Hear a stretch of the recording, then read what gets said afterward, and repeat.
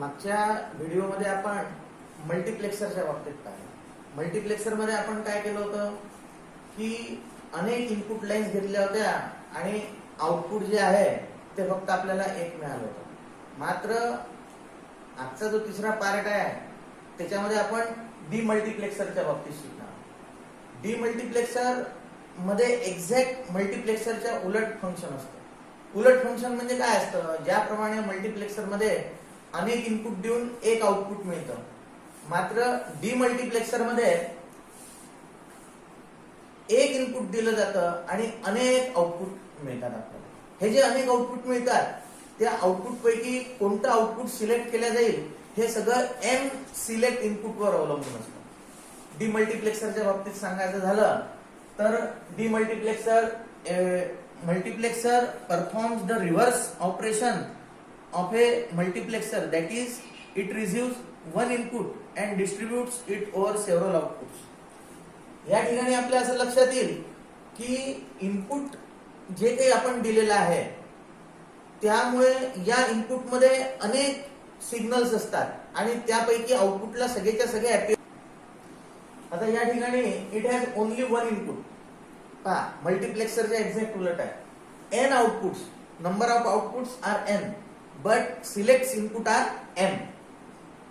At a time only one output line is selected by the select lines and the input is transmitted to the selected output line. म्हणजे input transmit जे होईल output line मध्ये ते सगळं m number of selected line वर अवलंबून असतं. ज्याप्रमाणे मी तुम्हाला मल्टिप्लेक्सर मध्ये उदाहरण दिलं होतं की अनेक टेलिफोन लाईन्स असतात आणि अनेक टेलिफोनचे सिग्नल एका लाईन मधून जातात आणि एक्झॅक्ट डीमल्टिप्लेक्सर रिसिव्हिंग साइडला असतं आणि रिसिव्हिंग साइड मध्ये होतं काय की अनेक ज्या लाईन्स आले असतात, अनेक सिग्नल आलेले असतात, ते एनकोड करून एका याच्यात घेऊन त्याला डिकोड करून आउटपुट मध्ये दिलं असतं. तर त्यामुळे डाटा आउटपुट जे आहेत त्या अनेक लाईन दिसतात. त्यापैकी कोणती लाईन सिलेक्ट करायची हे सगळं एम सिलेक्ट इनपुट्सवर अवलंबून असतं. डीमल्टिप्लेक्सरच्या बाबतीत जर सांगायचं झालं तर जसं मल्टिप्लेक्सर मध्ये आपण ब्लॉक डायग्राम पाहिली होती त्याचप्रमाणे आपण डीमल्टिप्लेक्सर मध्ये देखील ब्लॉक डायग्राम पाहू शकतो. आणि डीमल्टिप्लेक्सरच्या ब्लॉक डायग्राम वरून आपल्या लक्षात येईल की नंबर ऑफ इनपुट जे दिलेलं आहे ते या ठिकाणी एक इनपुट दिलेलं आहे आणि या इनपुट पैकी कोणतं इनपुट हे आउटपुट मध्ये मिळेल हे सगळं या ठिकाणच्या सिलेक्शनवर अवलंबून आहे. म्हणून इथे सिलेक्ट इनपुट दिलेले आहेत त्यांनी. या सिलेक्ट इनपुट वरून आपल्या लक्षात येते म्हणून डीमल्टिप्लेक्सरला डीमक्स असंही म्हणतात. ज्याप्रमाणे मल्टिप्लेक्सरला आपण मक्स म्हटलं होतं, डीमल्टिप्लेक्सरला थोडक्यात डीमक्स असंही म्हणतात. तर ही जी फंक्शनल डायग्राम आहे या फंक्शनल डायग्राम वरून तुमच्या लक्षात येईल की या ठिकाणी डाटा इनपुट जे आहे इथे पोल दिलेला आहे आणि इथे वे दिलेले आहे. तर output lines O0 to O1 to ON-1 म्हणजे नंबर ऑफ आउटपुट लाईन जे आहेत त्याच्यापेक्षा एकनी कमी एवढ्या नंबर ऑफ लाईन्स आपल्याला आउटपुट मध्ये सिलेक्ट करता येतात. सिलेक्ट इनपुट एम वरून हे सिलेक्ट इनपुट आहे. त्याच्यात जे डाटा दिलेला असतो data input is transmitted to only one of the output as determined by the select input असं सांगितलेलं आहे. इन अदर वर्ड्स, दुसऱ्या शब्दात सांगायचं झालं the demultiplexer takes one data input source and selectively distribute it to one of N output channels. One of N number of output channels त्याच्यावर ते दिल्या जातात. पुढचं आपल्या लक्षात आलं तर आपल्या असं लक्षात येईल की जी ब्लॉक डायग्राम आहे, आत्ताच आपण फंक्शनल डायग्राम पाहिली, तर ब्लॉक डायग्राम मध्ये डाटा इनपुट जे दिलेले आहे ते फक्त एकच दिलेलं आहे. मात्र number of output lines Y0 आणि Y1 म्हणजे इथे एक आहे डाटा इनपुट, तर नंबर ऑफ आउटपुट लाईन जे आहेत त्या दोन आहेत. इथे जर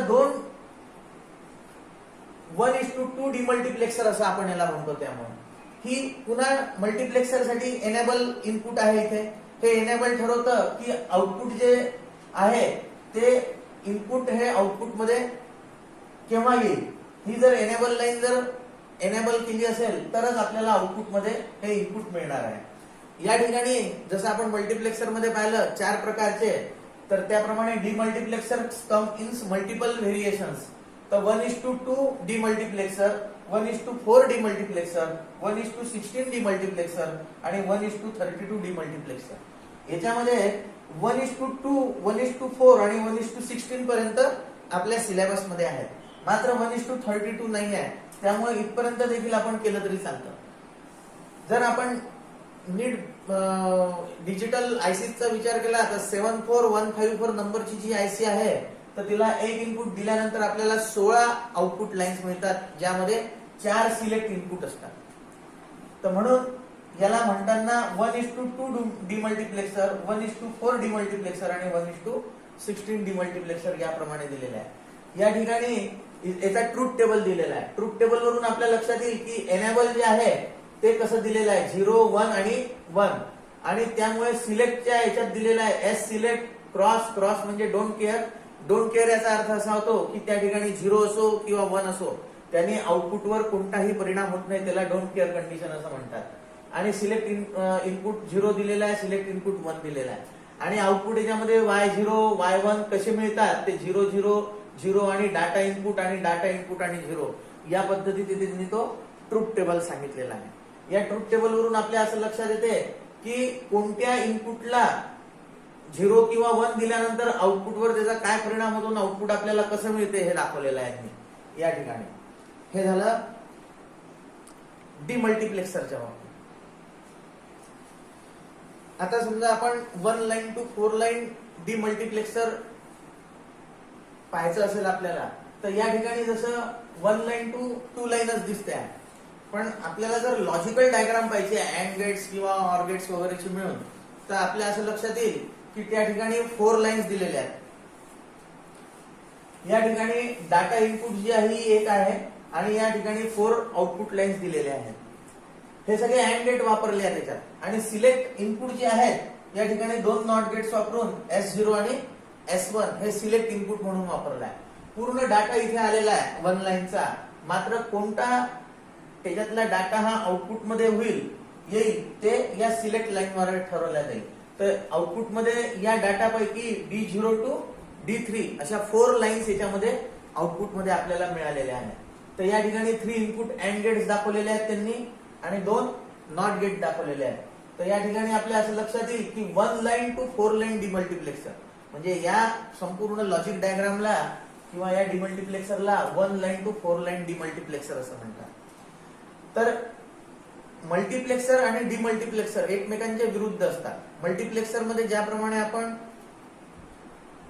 एक लाईन देतो आणि अनेक आउटपुट घेतो, त्याच्या उलट या ठिकाणी एक इनपुट लाईन दिलेली आणि अनेक आउटपुट लाईन घेतलेल्या आहे. सॉरी, मल्टिप्लेक्सर मध्ये अनेक इनपुट दिले जाते आणि एक आउटपुट घेतले जाते आणि डिमल्टिप्लेक्सर मध्ये एक इनपुट दिले जाते आणि अनेक आउटपुट घेतले जाते. ओके.